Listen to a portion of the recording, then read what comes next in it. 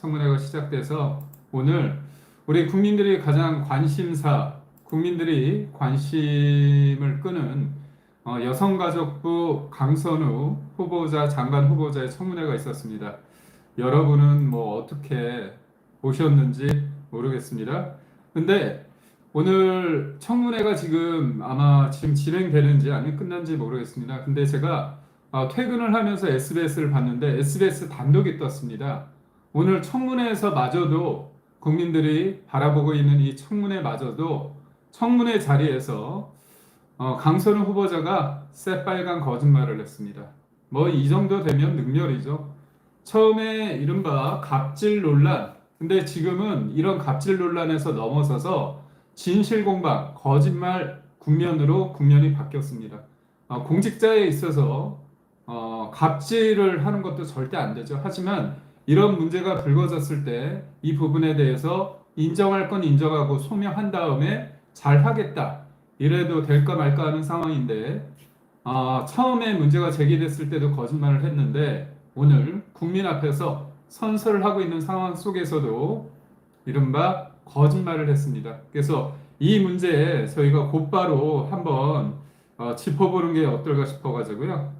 제가 제목을 좀 달았습니다. 그래서 SBS에서 오늘 강선우 후보자 관련해서 두 꼭지를 했는데요.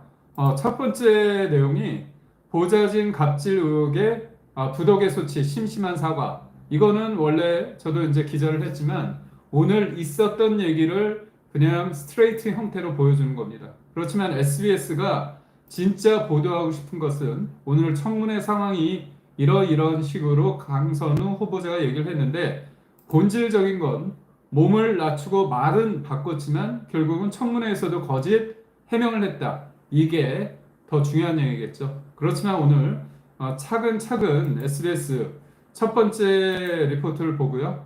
여러분과 함께 얘기를 하겠습니다. 이 내용은 SBS 이 첫 번째 내용 같은 경우는 오늘 언론이 강선우 후보자 청문회에 대한 보통의 보도이기 때문에 크게 다르지 않습니다. 그러니까 오늘 장관 후보자 4명에 대한 청문회가 있었는데 우선 보좌를 갑질 의혹이 불거진 강선우 여성가족부 장관 후보자는 자신의 부덕에 소치라며 심심한 사과를 드린다고 고개를 숙였다. 로즈님 반갑습니다. 범죄당입니다. 놀라워요. 저리 많을 줄 예전에 몰랐네요. 뭐 사실 한 트럭 아닙니까? 단체로 왔는데 뭐 잠시 얘기를 하자면 이재명 대통령이란 분이 기본 베이스가 전과 사범이잖아요. 그리고 공직선거법상 허위사실 유포죄 관련해서 유죄 취지 파기환송된 거 아닙니까? 그래서 뭐 그 밥에 그냐물 윗물이 맑아 아랫물이 맑을 텐데 뭐 그럼에도 불구하고 우리가 이재명이라는 대통령 때문에 너무 기준점이 확 내려가 있어요. 그러다 보니까 제가 우스갯소리로 그런 얘기를 했죠. 요번에 장관 후보자들은 이재명 대통령에게 밥을 사야 된다. 왜냐? 이재명 대통령 그 개인 때문에 우리나라의 어떤 도덕관, 그런 어떤 도덕적 잣대, 그런 기준점이 확 내려가지 않았습니까? 사실 김민석 총리 후보자도 그런 사람이 된다는 것 자체가 부끄럽지 않습니까? 꼭 정치자금법으로 2번이나 대법원에서 유죄 확정 판결을 받았고 또 이번에도 동거래를 그때 문제가 됐던 사람한테 돈을 또 받아서 문제가 되지 않았습니까? 여하튼 그 문제는 차치하고 그래서 오늘 그 청문회가 시작되기 그 첫날부터 여야 간에 팽팽한 긴장감이 흘렀는데요. 국민의힘 소속 보좌진들이 그 청문회 앞으로 피켓팅을 했습니다. 피켓팅을 하면서 그 뭐라고 했냐면 사태를 얘기했죠. 근데 이름 세 가지 이름이 이제 강, 선, 우 아닙니까? 그래서 강선우 가지고 이른바 뭐랄까요? 삼행시를 졌다고 할까요? 삼행시를 졌다고 봐야 됩니다. 국민의힘 보좌관들이 삼행시를 졌는데 잠시만요.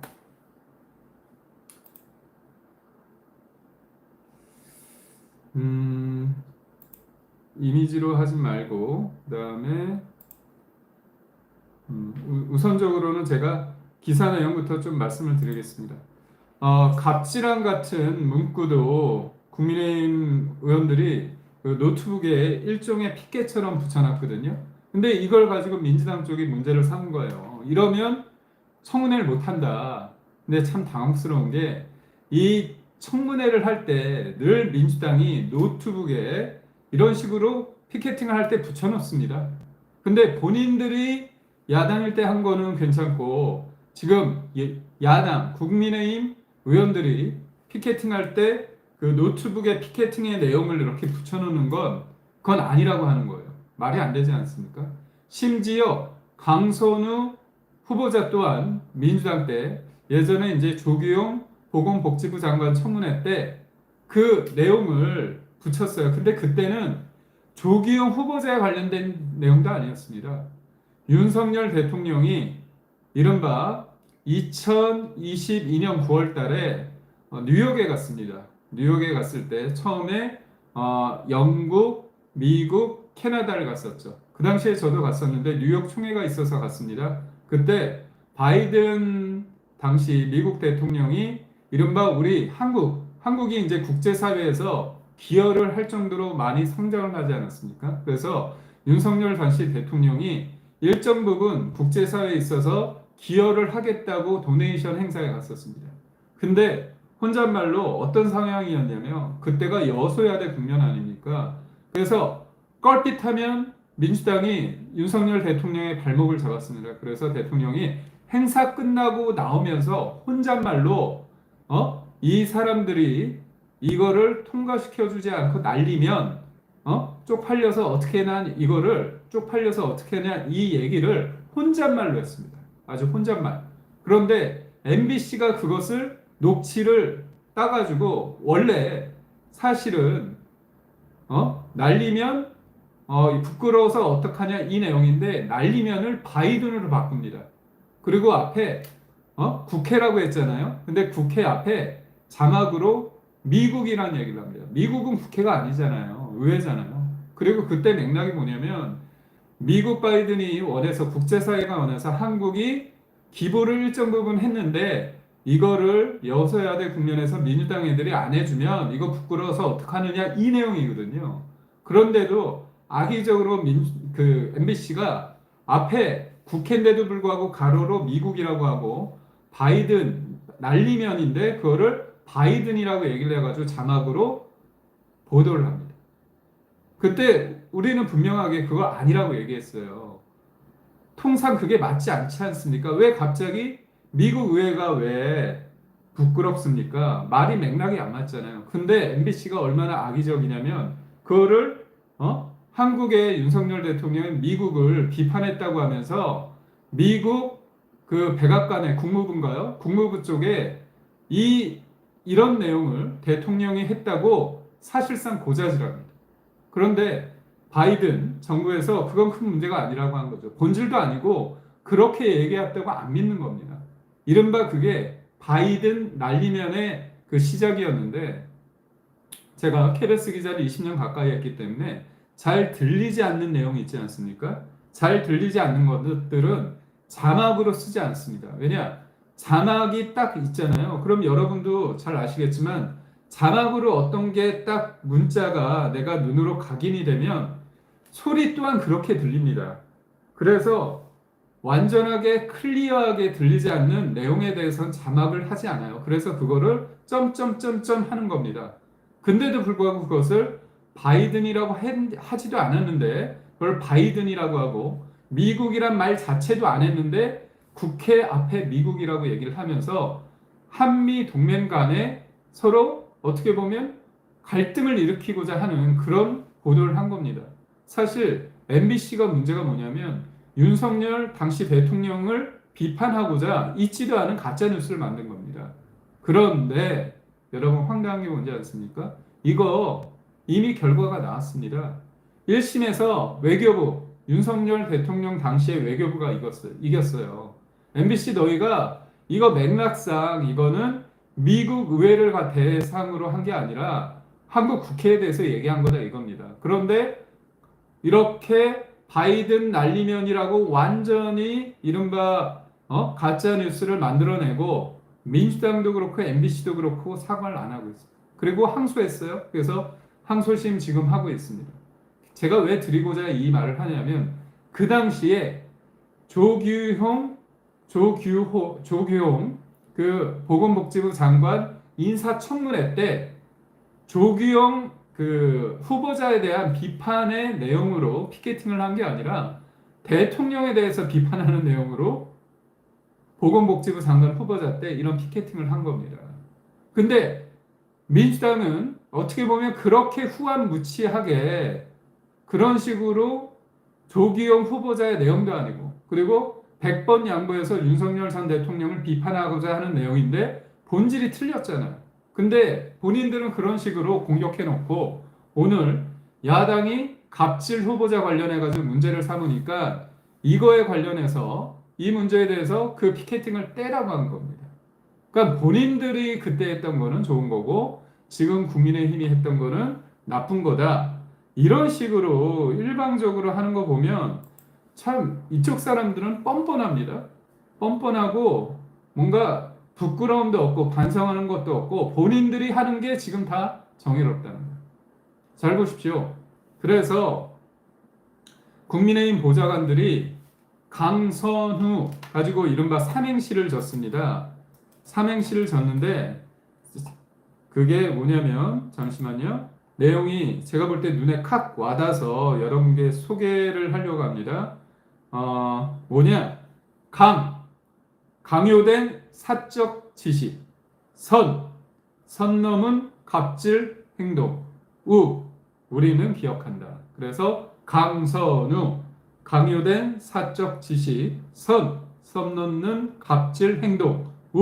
우리가 기억한다. 이런 피켓팅을 하고서 국민의힘 보좌진들이 비판을 강하게 한 거죠. 물론 이거는 어떻게 보면 국민의힘 보좌진뿐만이 아니라 당연히 민주당 보좌진도 해야 되는데 이른바 민주당에서 입틀막 하는 거죠. 그래서 제가 어제도 말씀드렸지만 민보협이라고 민주당 보좌진 협의회 회장이 인터뷰를 하려다가 인터뷰를 중단하고 사실상 운영진이랑 같이 논한다고 얘기를 하면서 사실상 그 이후에 민보협, 민주당 보좌진 협의회의 입장이 나오질 않고 있습니다.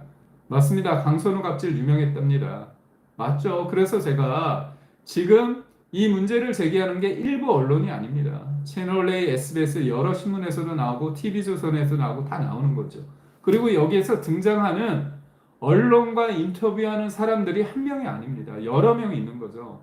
그리고 참고로 제가 기자들이 기사 쓰는 법을 말씀드리자면 기사를 취재한 내용이 100이라고 했을 때 처음 리포트에 대해서 100을 다 소화하지 않습니다.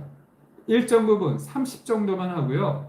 다음날 내가 보도한 내용에 대해서 막 강선우 의원이 어떻게 얘기하는지를 기다렸다가 그쪽에서 거짓말하면 세게 다시 보도를 이어가는 겁니다. 그게 보도의 행태입니다. 그래서 오늘 보면 처음에 보좌진들이 강선우 의원이 그 청문회장 들어가니까 샤우팅을 했죠.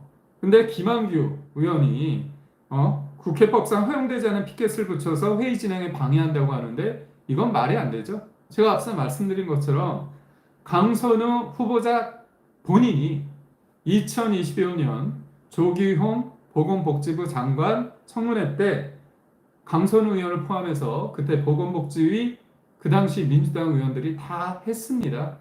그러니까 그런 식으로 황당하게 이렇게 돼 있고요.